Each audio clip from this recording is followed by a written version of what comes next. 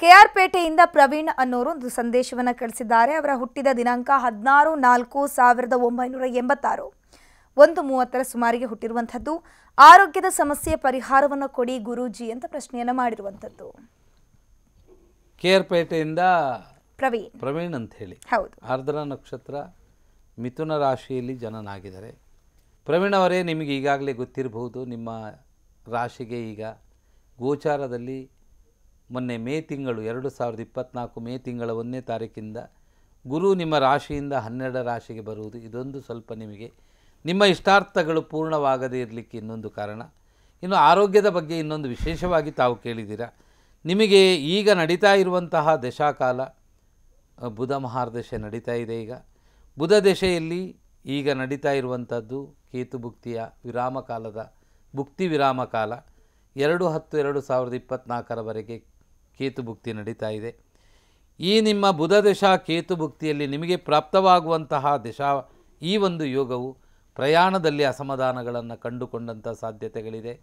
ಹಾಗೆಯೇ ನಿಮಗೆ ಸ್ವಲ್ಪ ಈ ಚತುರ್ಥ ಸ್ಥಾನದಲ್ಲಿ ಕೇತು ಇದ್ದಾಗ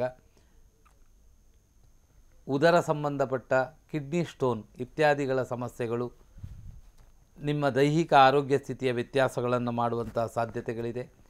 ಉಷ್ಣ ಶರೀರವಾದ ನಿಮಗೆ ಸ್ವಲ್ಪ ದೇಹದಲ್ಲಿ ತಂಪು ಮತ್ತು ಆರೋಗ್ಯದ ಬಗ್ಗೆ ಇದು ಪೂರ್ಣ ವಿರಾಮಗೊಳ್ಳುವಂತಹ ಆರೋಗ್ಯ ನಿವಾರಣೆಗೊಳ್ಳುವಂತಹ ಸಮಯ 2024 10ನೇ ತಿಂಗಳು ದಾಟಿದ ಮೇಲೆ ಹಂತ ಹಂತವಾಗಿ ಅದು ಶುಭ ಫಲವನ್ನು ಪಡೆದುಕೊಳ್ಳುವ ಎಲ್ಲ ಯೋಗಗಳು ನಿಮಗೆ ಉಂಟಾಗುತ್ತೆ.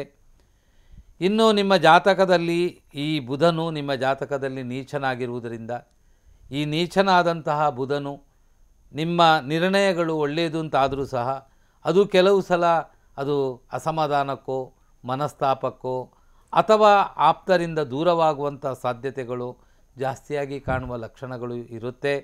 ಅದರಿಂದ ತಾವು ಮಾಡಬೇಕಾದಂತಹ ಈ ಸಂದರ್ಭದಲ್ಲಿ ವಿಷ್ಣು ಸಹಸ್ರನಾಮ ಪಾರಾಯಣವನ್ನು ನಿತ್ಯ ಮಾಡ್ತಾ ಹೋಗಬೇಕು.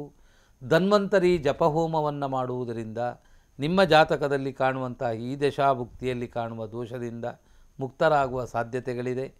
ಗಣಪತಿಗೆ ಸದಾಕಾಲ ಗರಿಕೆ ಅರ್ಚನೆಯನ್ನು 3 ತಿಂಗಳು ಮಾಡ್ತಾ ಬನ್ನಿ, ಮುಂದೆ ಒಳ್ಳೆಯದಾಗುತ್ತೆ. ದೇವರು ಒಳ್ಳೇದು ಮಾಡಲಿ. ನಮಸ್ಕಾರ. ಧನ್ಯವಾದಗಳು ಗುರುಜಿ. ಪ್ರವೀಣ್ ಅವರೇ, ನೋಡಿದ್ರಲ್ವಾ ನಿಮ್ಮ ಜೀವನಕ್ಕೆ ಸಂಬಂಧಪಟ್ಟಂತೆ ಏನೆಲ್ಲ ಸಮಸ್ಯೆಗಳು ಎದುರಾಗುತ್ತೆ, ಅದ್ರ ಜೊತೆ ಯಾವ ರೀತಿ ಪರಿಹಾರವನ್ನು ಕಂಡುಕೊಳ್ಬೇಕು ಅಂತ ಗುರೂಜಿ ಪರಿಹಾರವನ್ನು ಕೇಳುವಂತಹ ಕೆಲಸವನ್ನು ಮಾಡಿದ್ರು. ಗುರೂಜಿ ಇನ್ನೊಬ್ರು ವೀಕ್ಷಕರಿದ್ದಾರೆ, ಅವರ ಹೆಸರು ತೇಜ ಅಂತ, ಬಳ್ಳಾರಿಯಿಂದ ಒಂದು ಸಂದೇಶವನ್ನು ಕಳಿಸಿದ್ದಾರೆ. ಹುಟ್ಟಿದ ದಿನಾಂಕ 13-3-1999 ಬೆಳಿಗ್ಗೆ 3 ಗಂಟೆಗೆ. ನನ್ನ ಭವಿಷ್ಯವನ್ನು ತಿಳಿಸಿ ಗುರೂಜಿ ಅಂತ ಕೇಳಿರುವಂಥದ್ದು. ತೇಜ ಅವರೇ, ನಿಮ್ಮ ಭವಿಷ್ಯದ ಬಗ್ಗೆ ಹೇಳಬೇಕಾದ್ರೆ ಈ 3 ನಿಮಿಷ 2 ನಿಮಿಷ ಕಾಲ ಸಾಕಾಗೋದಿಲ್ಲ. ಅದರಿಂದ ನೀವು ಯಾವಾಗಲೂ ಇಂಥ ವಿಷಯಗಳನ್ನು ದಯವಿಟ್ಟು ಸ್ವಲ್ಪ ಕಾಲಾವಕಾಶವನ್ನು ತೆಗೆದು ಯಾವುದಾದ್ರೂ ನಿಮಗೆ ಇಷ್ಟವಾದ ಗುರುಗಳ ಹತ್ರ, ಒಳ್ಳೆ ತಿಳಿದ ಪಾಂಡಿತ್ಯ ಇರುವವರ ಹತ್ರ ಸ್ವಲ್ಪ ಕೂತ್ಕೊಂಡು ಒಮ್ಮೆ ಸರಿಯಾಗಿ ವಿಮರ್ಶೆ ಮಾಡಿ ಈ 3 ನಿಮಿಷಕ್ಕೆ ಅಗತ್ಯವಾಗಿರುವ ವಿಷಯದ ಬಗ್ಗೆ ನಾನು ನಿಮಗೆ ಮಾಹಿತಿ ಕೊಡಲಿಕ್ಕೆ ಇಷ್ಟಪಡ್ತಾ ಇದ್ದೇನೆ. ನಿಮ್ಮದು ಉತ್ತರಾಷಾಢ ನಕ್ಷತ್ರ ಮಕರ ರಾಶಿಯಲ್ಲಿ ತಾವು ಜನನಾಗಿದ್ದೀರಾ. ಫಸ್ಟ್ ಆಫ್ ಆಲ್ ನಿಮಗೆ ಒಂದು ಮಾರ್ಗದರ್ಶನವನ್ನು ಹೇಳ್ತೇನೆ. ಯಾವುದೇ ಒಂದು ವಿಷಯವನ್ನು ತುಂಬ ತಲೆಗೆ ಹಚ್ಚಿಕೊಳ್ಳುವುದನ್ನು ಕಡಿಮೆ ಮಾಡಿ. ಚಿಕ್ಕ ವಿಚಾರಗಳು, ನಿನ್ನೆ ನೋಡಿದವರು ಇವತ್ತು ನೋಡದೇ ಹೋದರೆ ನೀವು ಅವರು ಸಿಕ್ಕಿ ಅದನ್ನು ನೋಡಲಿಲ್ಲ ಅಂತ ಹೇಳುವುದನ್ನು ಖಾತ್ರಿ ಮಾಡಿಕೊಳ್ಳುವ ತನಕವೂ ಚಿಂತೆ ಮಾಡ್ತಾ ಇರ್ತೀರ. ಇದೊಂದು ನಿಮ್ಮ ಜಾತಕದಲ್ಲಿ ನನಗೆ ಕಾಣುವ ಸ್ವಲ್ಪ ಅಸಮಾಧಾನವಾದ ಗುಣ.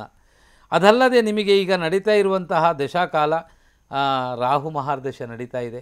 ಲಗ್ನದಲ್ಲಿಯೇ ರಾಹು ಇರೋದರಿಂದ ದೇಹದಲ್ಲಿ ಕ್ಷೀಣವಾದಂತಹ ಶರೀರ, ರಕ್ತ ಕ್ಷೀಣತೆಯಾಗಿರುವುದು, ಹಿಮೋಗ್ಲೋಬಿನ್ ಕಡಿಮೆ ಆಗುವುದು, ಋತುಚಕ್ರದ ವ್ಯತ್ಯಾಸ ಆಗುವುದು, ಇಂತಹ ಎಲ್ಲ ಸಮಸ್ಯೆಗಳು ಕಾಣಿಸುತ್ತೆ. ಇದೆಲ್ಲದಕ್ಕಿಂತಲೂ ಮಿಗಿಲಾಗಿ ನೀವು ಜಂಗಮವಾಣಿಯನ್ನು ಉಪಯೋಗಿಸುವಾಗ ತುಂಬ ಜಾಗ್ರತೆಯಾಗಿರಬೇಕು. ಯಾಕೆಂತೇಳಿದರೆ ರಾಹುವಿಗೆ ಈ ದೂರವಾಣಿ ಅಥವಾ ಮೊಬೈಲ್ ಇತ್ಯಾದಿಗಳಿಂದ ಕೆಲವು ಸಮಸ್ಯೆಗಳು ಎದುರಾಗುವಂತಹ ಸಾಧ್ಯತೆಗಳು ಜಾಸ್ತಿಯಾಗಿ ಈಗ ನನಗೆ ಕಾಣಿಸ್ತಾ ಇದೆ. ಯಾವತ್ತಿನಿಂದ ಅಂತ ತಿಳ್ಕೊಂಡ್ರೆ ಇದೇ ಜೂನ್ 25 ತಾರೀಕಿನ ನಂತರ 2027 ಮಧ್ಯಭಾಗದಲ್ಲಿ ರಾಹುದಶಾ ಶನಿಭುಕ್ತಿ ಕಾಲದಲ್ಲಿ ಇಂತಹ ಕೆಲವು ಸಮಸ್ಯೆಗಳು ಎದುರಾಗುವ ಲಕ್ಷಣಗಳು ಜಾಸ್ತಿ ಇದೆ. ಅದರಿಂದ ಈ ಶನಿಯು ನೀಚ ಸ್ಥಾನದಲ್ಲಿ ಮೇಷರಾಶಿಯಲ್ಲಿರುವುದರಿಂದ ಇಲ್ಲಿ ಸ್ವಲ್ಪ ಒಳ್ಳೆಯ ನಿಮ್ಮ ಏನು ಒಳ್ಳೆತನವನ್ನು ಬೇರೆಯವರು ಅಡ್ವಾಂಟೇಜ್ ತಗೊಳ್ಳುವಂತಹ ಗುಣದಿಂದ ನಿಮಗೆ ಮಾನಸಿಕ ಒತ್ತಡಕ್ಕೆ ಕಾರಣವಾಗುವ ಘಟನೆಗಳು ಎದುರಾಗುವ ಎಲ್ಲ ಲಕ್ಷಣಗಳು ಈ ಶನಿ ಭುಕ್ತಿಯಲ್ಲಿ ಬರುತ್ತೆ. ಅದರಿಂದ ಉದ್ಯೋಗದಲ್ಲಿದ್ದರೆ ಅಲ್ಲಿಯೂ ಸಹ ಬದಲಾಯಿಸಿಕೊಳ್ಳುವಂತಹ ಗುಣಗಳು ಉಂಟಾಗುತ್ತೆ. ವ್ಯವಹಾರದಲ್ಲಿ ಹೊಸ ಬದಲಾವಣೆಗಳನ್ನು ಮಾಡಿಕೊಳ್ಳಬೇಕು ಅಂತ ಹೇಳುವ ಪ್ರಯತ್ನಗಳು ಉಂಟಾಗುತ್ತೆ. ಅದರ ಸಾಫಲ್ಯತೆ ಕಾಣುವುದು ಕಡಿಮೆ ಆಗುತ್ತೆ. ರಾಹುದಶ ಶನಿ ಭುಕ್ತಿ ವಿರಾಮವಾಗುವ ತನಕವೂ ತಾವು ಆದಷ್ಟು ಸಮಾಧಾನದಲ್ಲಿ ಇರಬೇಕು. ನಂತರ ಬುಧ ಭುಕ್ತಿ ಬಂದಾಗ ನೀಚಭಂಗ ರಾಜಯೋಗವು ನಿಮ್ಮ ಪಾಲಿಗೆ ಉಂಟಾಗುತ್ತೆ. ಅದರಿಂದ ಆದರೂ ಸಹ ಈ ಸಂದರ್ಭದಲ್ಲಿ ತಾವು ಮಾಡಬೇಕಾದದ್ದು ಪ್ರತಿ ಮಂಗಳವಾರ ದಿನ ಮನೆಯಲ್ಲಿ ಲಲಿತ ಸಹಸ್ರನಾಮ ಪಾರಾಯಣ ಸಂಧ್ಯಾಕಾಲದಲ್ಲಿ ಪರಿಸರದಲ್ಲಿ ಯಾರಾದರೂ ಹೇಳ್ತಾ ಇದ್ದರೆ ಅದನ್ನು ಮಾಡ್ಬೋದು. ಇಲ್ಲದಿದ್ದರೆ ನಿಮಗೆ ಮೊಬೈಲಲ್ಲಿ ಬರುತ್ತೆ, ಅದನ್ನು ಕೇಳಿಕೊಂಡು ದೇವಿಗೆ ಅಷ್ಟೋತ್ತರ ಅರ್ಚನೆಯನ್ನು ಲಲಿತ ಸಹಸ್ರನಾಮ ಅರ್ಚನೆಯನ್ನು ಮಾಡಿ ನಿಮ್ಮ ಮನೆಯ ಪರಿಸರದಲ್ಲಿ ಯಾರಾದರೂ ಆಪ್ತರಿದ್ದರೆ ನಿಮಗೆ ಅವರನ್ನು ಕರೆದು ಅವರಿಗೆ ಯಾವುದಾದ್ರೂ ಒಂದು ವಾಯನ ದಾನ ಅಂತ ಹೇಳ್ತೇವೆ ನಾವು, ಅದಕ್ಕೆ ಏನಾದರೂ ಭಾಗೀನ ಅಂತಲೂ ಹೇಳ್ತೇವೆ. ಇಂತಹ ಒಂದು ದಾನ ಧರ್ಮಾದಿಗಳನ್ನು ಮಾಡ್ತಾ ಬರುವುದು ಒಳ್ಳೆಯದು. ಇಷ್ಟು ಮಾಡಿ ನಿಮಗೆ ಮುಂದೆ ಒಳ್ಳೆಯದಾಗುತ್ತೆ. ನಮಸ್ಕಾರ.